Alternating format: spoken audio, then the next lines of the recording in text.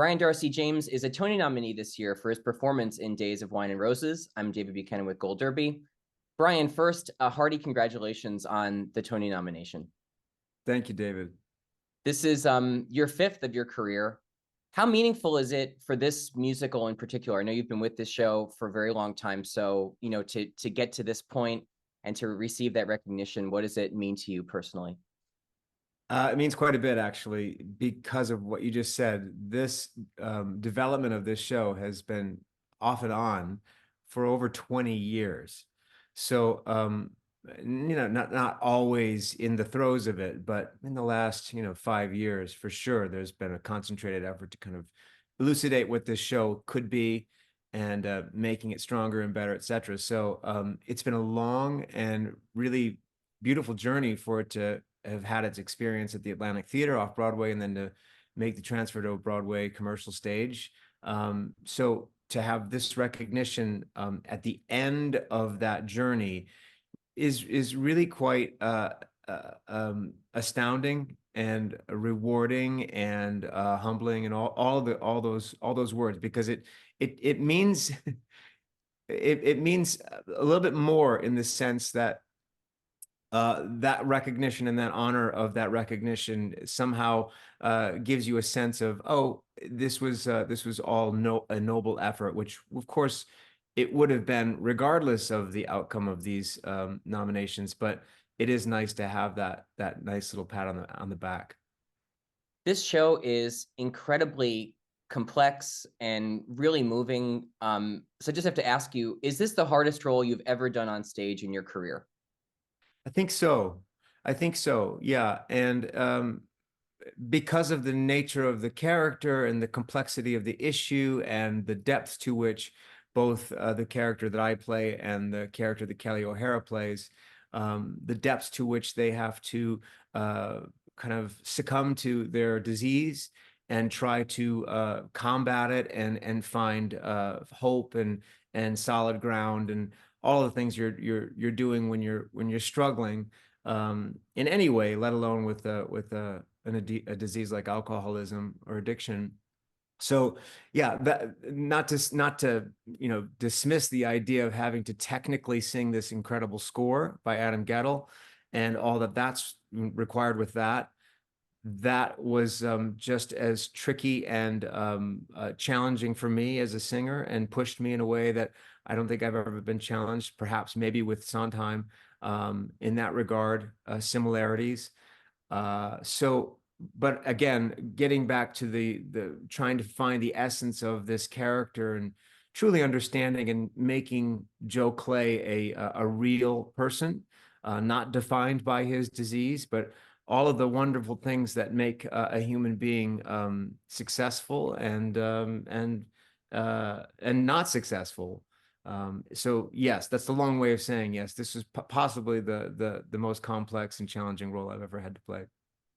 You mentioned the show was in development for a long time with Kelly and Adam, the composer. At what point did you kind of join that project in its development over the 20 years? And when they came to you with this idea, what most appealed to you about tackling Joe Clay and appealed to you about taking this story that we'd known from a teleplay and a very successful film and adapting it not just to the stage as a play, but as a musical in particular? So the answer to the first part of your question, this is Kelly O'Hara's story to tell. So I'll make that qualification. But she always had me in mind as an idea that she floated with Adam. We had just worked together on Sweet Smell of Success, and that was a great experience and a good enough experience for her to want to work with me again. And said to Adam, "Hey, you should write an opera version, I think her quote is a weird, dark opera version of Days of Wine and Roses. And you should do it with this guy that I'd worked with, Brian." And Adam really liked that idea. And it just kind of gestated. So from the very beginning, I was part of that equation. And it's the first time in my career where a composer has fashioned a score with my voice in mind and Kelly's in mind, obviously. So that was quite an honor and quite an interesting thing, and a helpful thing. So that I could get the benefit of my abilities, as seen through Adam's interpretation of my skill, and him tailoring it to whatever he felt was going to be strongest for me as a conveyor of his ideas musically. So that was an honor. And I've been rambling so far down the road, I forgot the second part of the question. But just what appealed to you most about Uh, taking this, story? Yeah. Right. Well, when it first came up, of course, the first thing that I thought about was Jack Lemmon and Lee Remick from the movie that had been imprinted in my brain. I can't say that I was an avid fan. I knew every scene. I knew the film for sure. I'd seen it a couple of times prior to having to watch it with the idea of playing Joe Clay in mind as a point of reference. Um, so the immediate reaction from me was, oh, this has such dramatic potential, clearly, based on on what had already been brought to bear with the film. And then the idea of the mystery of the idea of how are you going to create this as a musical. Any kind of fear or trepidation that I may have had of trying to figure that out was laid to rest when Adam Gettel's name is brought into the picture, because Adam has this ability to write specifically and exclusively for the world in which the drama is taking place. And so I think each of his scores, I think this is one of the things that makes him brilliant. It honors what it needs to be, and it doesn't try to go outside the lines for the sake of trying to write a song that will somehow be helpful. He's writing this as defined by, again, these are my words, as defined by the constraints and the necessities of that particular story.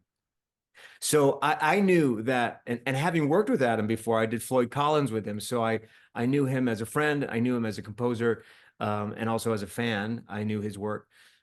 So I had no hesitation to say, well, this is going to be nothing short of brilliant in Adam's hands. And of course, I'd be remiss if I didn't talk about Craig Lucas working hand in hand with Adam to provide the complexity, as you said, of these characters, and the brilliance of his writing, and the economy of his writing in this particular case.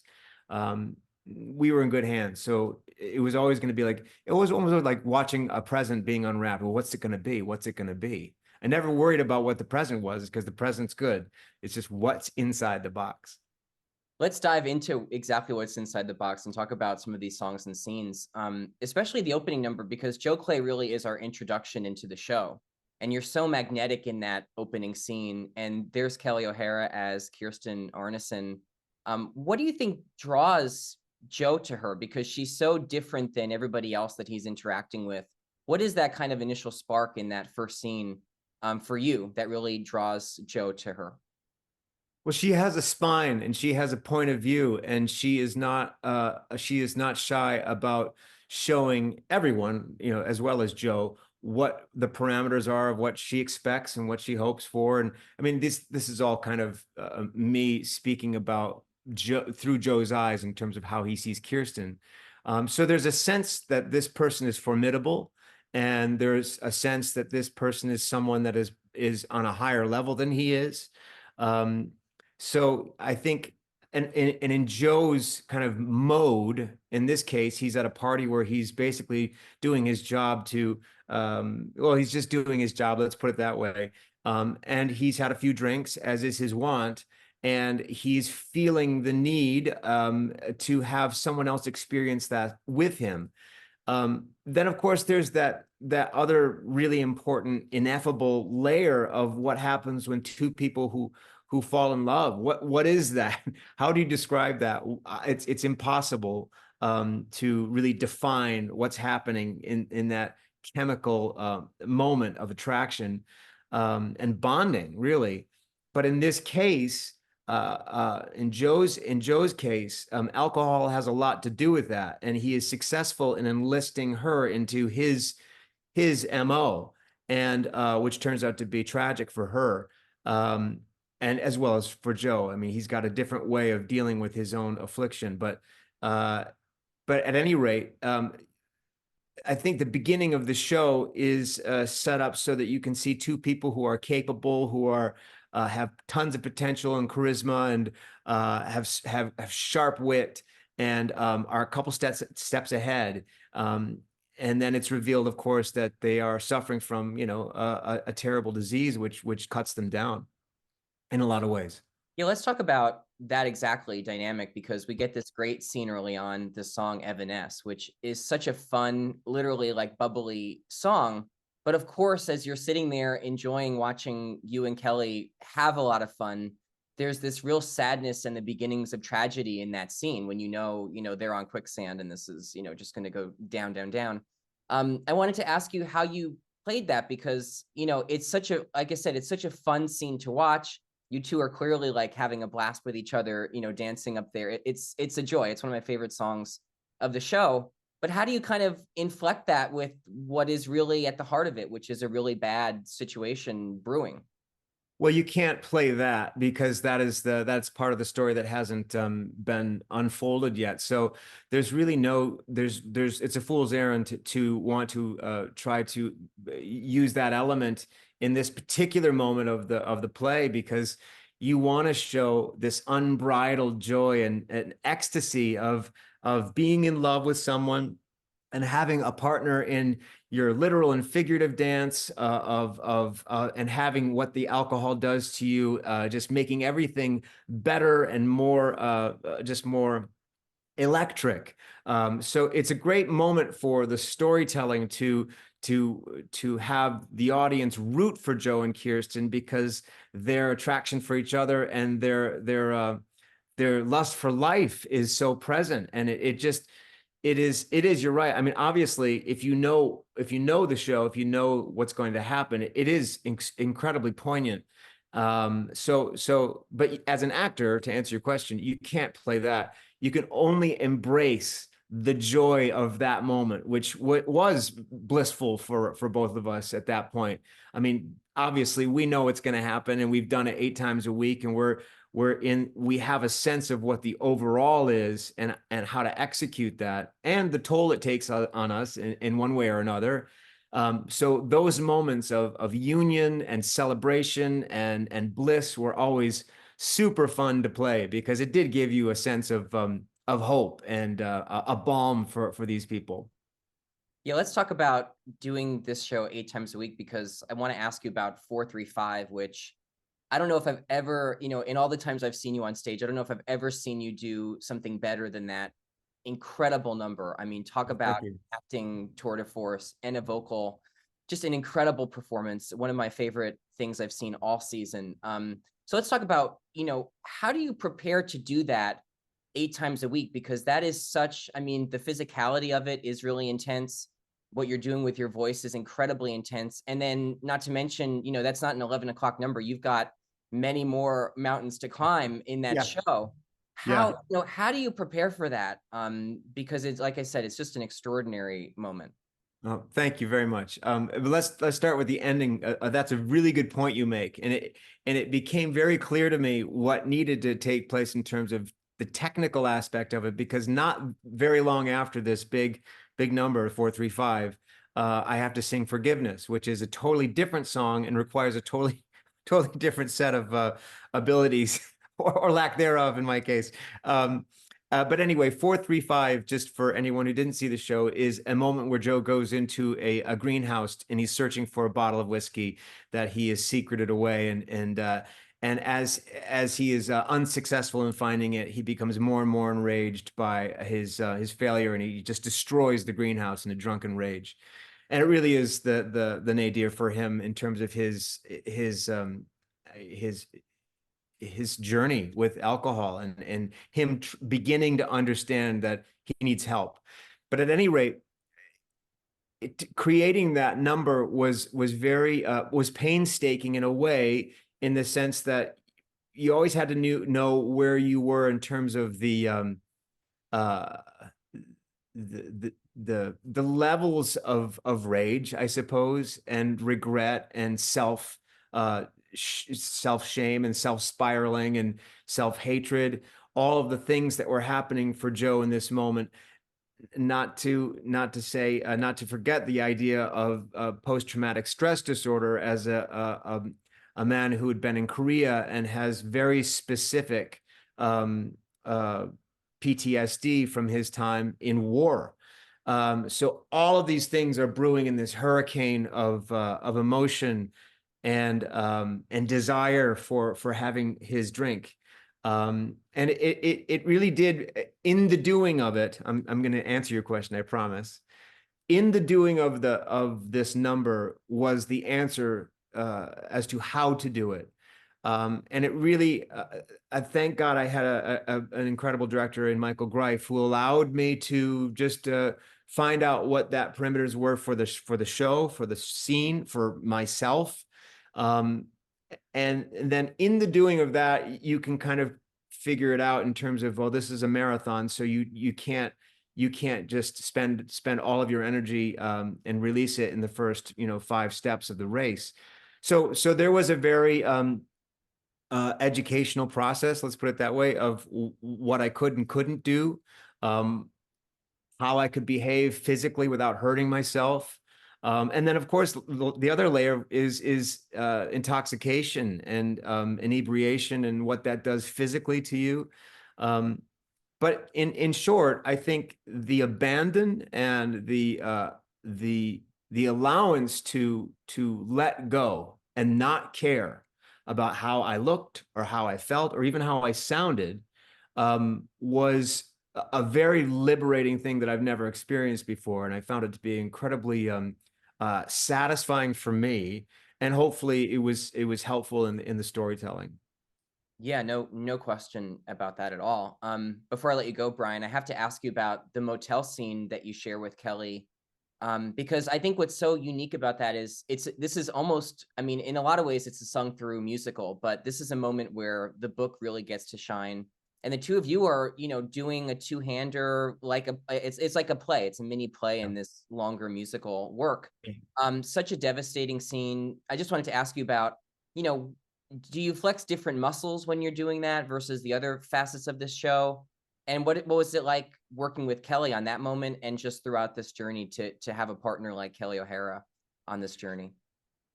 That's one of the reasons why I love this show so much, is that you're not flexing because all of that work is inherently being asked of you throughout, whether you're singing or speaking. All of that emotional groundwork and all of the pitfalls and heights to which these characters go is something that you've explored, and you get to do a scene like that in a musical, which is very unique. And I loved that aspect of it because that doesn't happen all the time. There's usually kind of one layer of expression, perhaps, let's put it that way, for lack of a better term or phrase. And in this case, the way that this show was built required that kind of gravitas and that kind of depth of storytelling. And so that's what I love. That's the first part. Watching Kelly and doing the dance, so to speak, in that scene with Kelly, and knowing how deep the needs were to meet uh, our addiction, to satisfy the craving of the addict, but also to satisfy the goal of these two people who love each other and want to be with each other. Those are two incredibly powerful things that are happening at the same time. And there's a fight to on Joe's part to try to not fall into the trap of his own drinking again, but he succumbs to it because of the kind of double helix of addiction and his need for the love of his life. So that's all super powerful, and to play that with Kelly and to watch Kelly work in a way that I've never experienced before. I've known Kelly for 22 years. We're dear friends, and this is the first time we've gotten to do a show we've done concerts and we've done readings and we've spent time together socially. So we're good friends. But I was so happy and inspired to see this incredible artist who was giving life to this. And in this particular scene, I think I just can't say enough about what she did and what she brought to the table, which allowed me and asked me to go farther in my own abilities. So I was gobsmacked and in awe of what she was doing every step of the way during this show, but particularly in that scene. Joe has it's kind of a at the beginning has a front row seat, kind of a passive way of just kind of trying to deal with this. And so that allowed me just to watch her and to absorb the heartbreaking work that she was doing with this character. So that's a long-winded way of saying that she's extraordinary, and doing this show with her and jumping off the cliff together hand in hand with such an incredible artist, who's also a dear friend. That is something that I doubt will ever be matched in terms of my experiences on stage. Brian Darcy James, congratulations on an extraordinary performance of Days in Wine and Roses. Thank you so much for talking to Gold Derby today. Thank you, David. Appreciate it.